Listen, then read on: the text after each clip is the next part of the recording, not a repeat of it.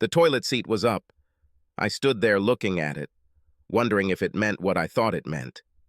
My wife Sally has a pet peeve. If I left it like that, she would have a seizure, so I lowered the seat after I finished my business. I just returned home from a 3-day trip with a client from out of town. 2 hours and a couple of beers on the plane, and then another hour in traffic before I got home at 9 in the evening. After a quick hug and kiss with Sally, I headed straight to the bedroom closet and made my discovery. Sally is my second wife. Some say my trophy wife.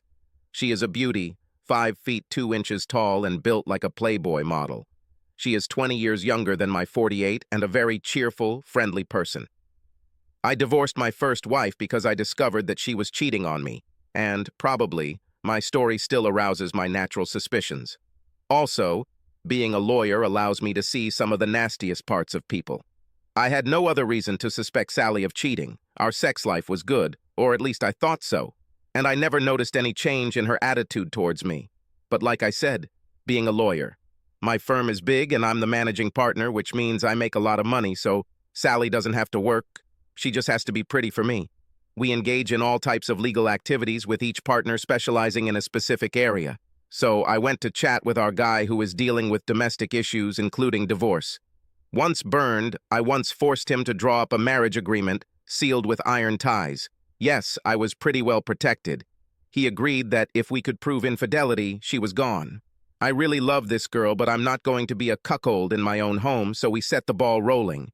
We hire a private firm to handle all sorts of investigations, from insurance fraud to adultery. And a few days later, word came that Sally had met a young man for lunch, and they had driven in her car to a local motel for a few hours. Detectives were unable to identify him or observe what happened in the motel room. A repeat performance took place a few days later at another restaurant and motel. The following week, I had to visit a client from another city for 2 days. There was a report that a young man came to my house about an hour after I left and stayed the night. This time they got his ID from the car registration. It turned out that this guy was her high school sweetheart. I don't think she ever grew up. Anyway, now my guys have come in, hooked up phones to record, installed VCRs in all the rooms where cheaters are likely to play, and even a microphone in the upholstery of the headboard of the marital bed. 2 weeks later, I left town for another 2-day trip. When I returned, the investigators had a lot of things for me, everything recorded, video and audio with time and date stamps. He arrived in the late afternoon, parked his car in my driveway, used his key, and simply walked in the front door. He didn't even have to call. She gave him the key. She met him in the hallway wearing a garter belt, thigh-high stockings, and high heels. Nothing more. She was gorgeous, sexy, and so desirable. That's why I married her. But now it was for someone else. She threw herself into his arms, wrapped her arms around his neck, and kissed him. Her body pressed against him, his hands cupped her ass, and they stood there for several minutes, just tasting each other. Now I knew why she was so good with me in bed. She took his hand and led him into the living room, where they kissed again. Soon she was sitting on the edge of the sofa, and he was kneeling in front of her, his face buried in her womb. He must have been pretty good. Then he turned her over on her knees, facing away from him, and brought her to a screaming orgasm from behind. She was hot, and he was a stud. It's time for a break.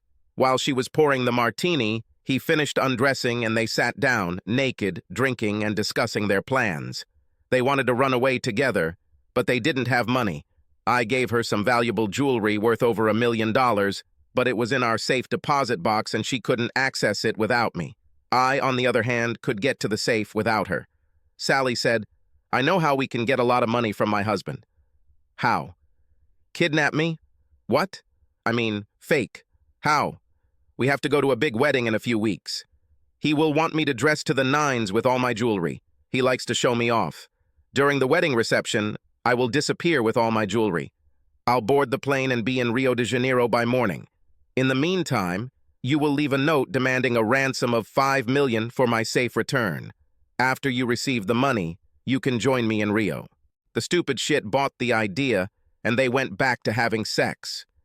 He took her in different positions that I had never even thought of, let alone performed.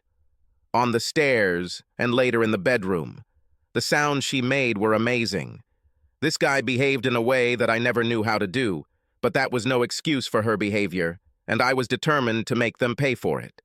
All of her jewelry was custom-made, and I had replicas of each piece in fake metals and base stones. I know how insurance works and didn't want to take any chances. When the time came for the wedding, I gave her fake jewelry. She never noticed the difference. Well, she disappeared as planned and flew to Rio. I was glad to let her go. As far as I knew, she had almost no money with her, except for some pocket change. I canceled all her credit cards and closed her joint bank accounts. I don't even know if she had enough money to stay in a hotel. When he tried to collect the ransom, the cops were waiting for him. He received 5 years for attempted extortion. Serves the hole in the ass right. He should have lowered the toilet seat. Subscribe to our channel so that your second chaff doesn't cheat on you, and go ahead and listen to the next story, because this story is nothing compared to the next one. If you're under 18, don't even think about listening to the next one.